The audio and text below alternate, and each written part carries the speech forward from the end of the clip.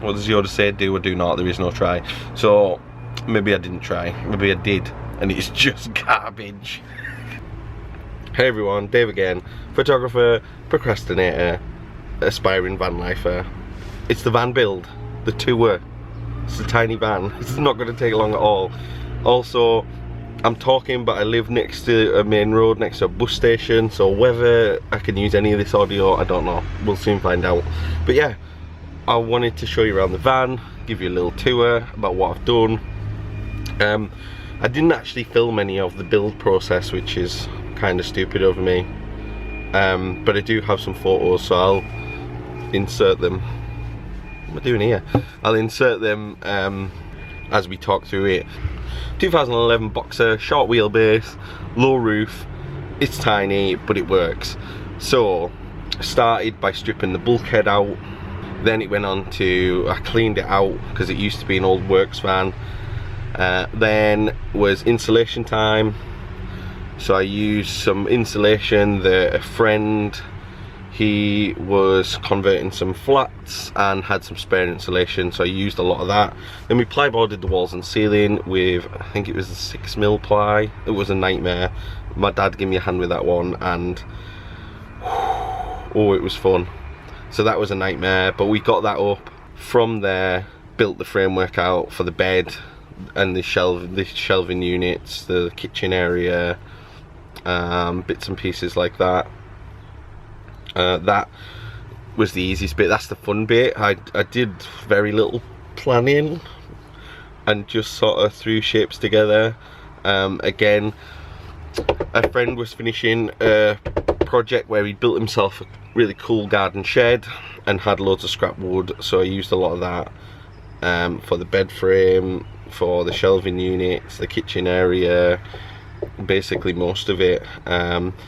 The floor has just got a thick foam board, and then it's covered in carpet, just because it was the easiest way to do the floor for me this time round. This is definitely version 1 of the van, even though the van's the current state it's at has had many different cycles through it, and little bits and pieces changed here and there. So yeah, let's have a look around and I'll show you the bits and pieces. So yeah, we got the bed at the back. It's an old memory foam mattress that I had, that I just threw in here. Made a platform, but roughly about the same size for a bed. The back 2 doors, they were originally covered with a piece of carpet, and it looked a bit garbage, so I've now covered them with some slatting, tongue and groove board, whatever you want to call it. Covered everything in this walnut stain, which kind of makes it look kind of fancy, you know what I mean?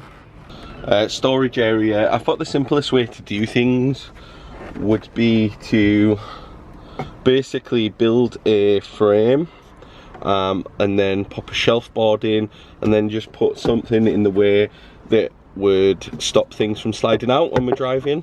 And this was all just bits and pieces that were left over from my other friend's shed build, and I've just recycled and repurposed loads of bits and pieces.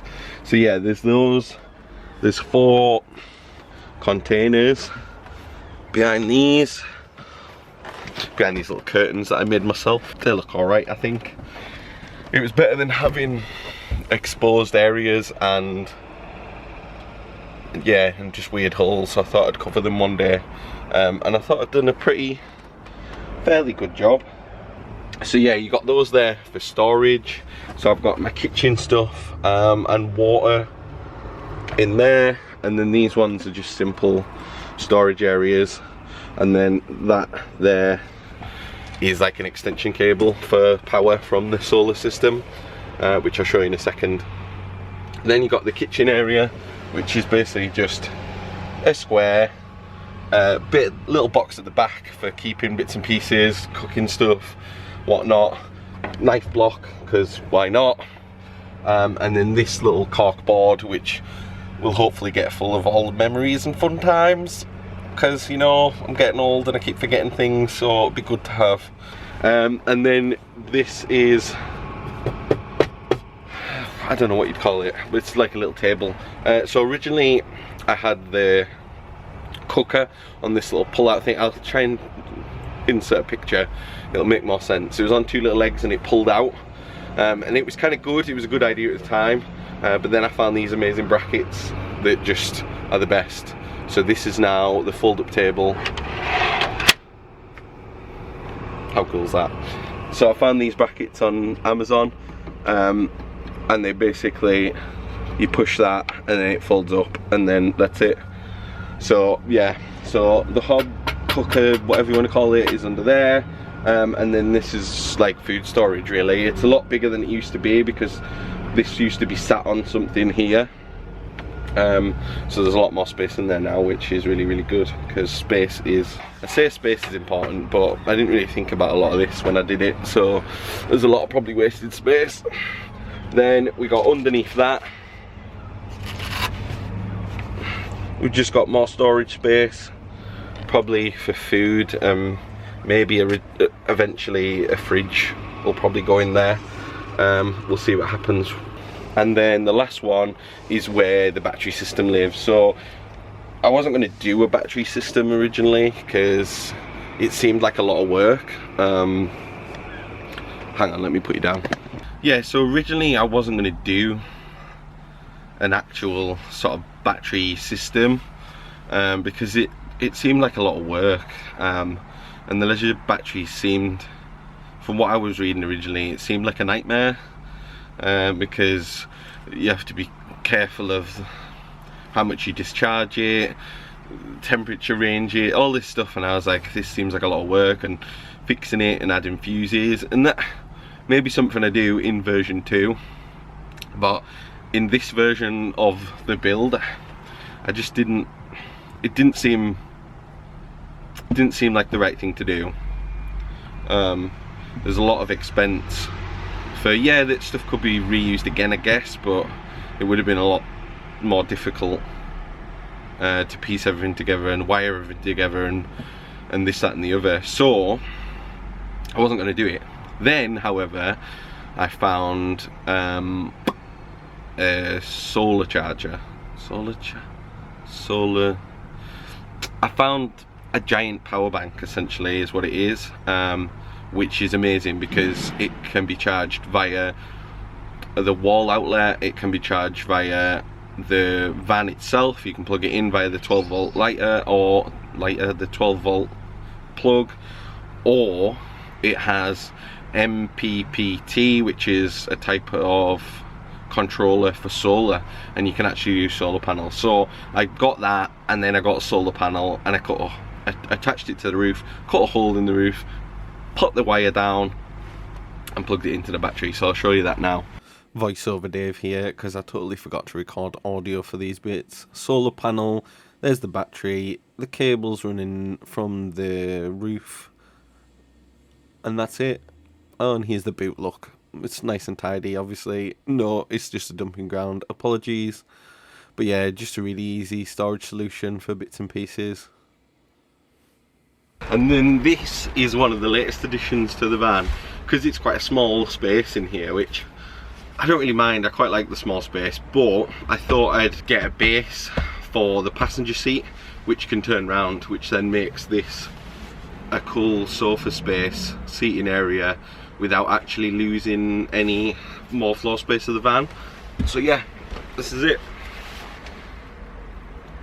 And then because of the battery system now, I decided to put in some sort of lighting. I originally sort of did a trial run in the van in August of 2020, when we were allowed to technically go places. So I went places in this little van, because it just seemed like the best way to travel, because it's your own accommodation, own travel facility, so why not?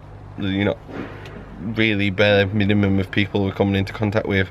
But lighting was a bit of an issue, so I've added some cool mood lights, and then I've got some other battery operated lights in the back as well, just to make it a little bit more nice, a little bit better, a little bit warmer, a little bit cozy. It's cozy. We have had a couple of movie nights in here, and it's awesome. So yeah, I just can't wait to get out on the road now actually be able to go and explore some places and do some things, meet some people and shoot some photos. This is what it's all about, was the ability to go all over the country with accommodation, with travel, so it should work out a lot cheaper than staying in hotels or having to bother someone to stay in their place. Obviously then the world changed, so it just makes more sense right now when we're able to go out and travel in this. I think that's it. This is terrible. I'll do a version 2 that will be amazing, probably.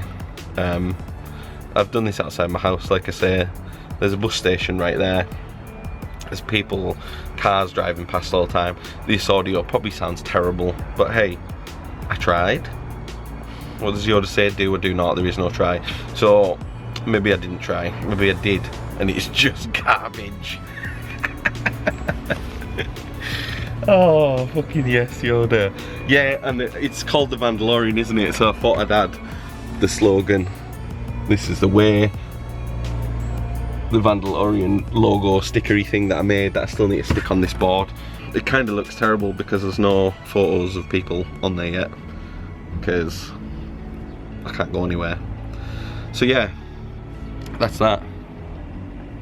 Oh, I painted it. So yeah, I went away in August in 2020, but it was all bare wood. I woke up one morning and decided to paint it, so I painted it all out in this white. It's like a primer, so it sticks to plywood really, really well. I covered this front half in just white because I wanted it to kind of still be a bit bright, and then by the bed, just for the sake of it being a little bit different, it's actually a grey, and you can't really see, but it's actually grey back here, same as those bits there.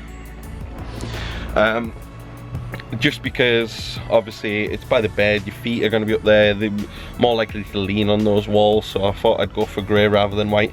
So that's got white and then the layer of grey over the top of it. And then I did that and I was really starting to like it, but I left all these bits were still bare wood, and then one day I woke up and was like, I'm going to stain it. So I stained it and it looks 10 times better. It looks great. I'm a big fan. And that's that. Hopefully I will see you all very soon on the road. Here is the most awkward video van tour ever. Peace.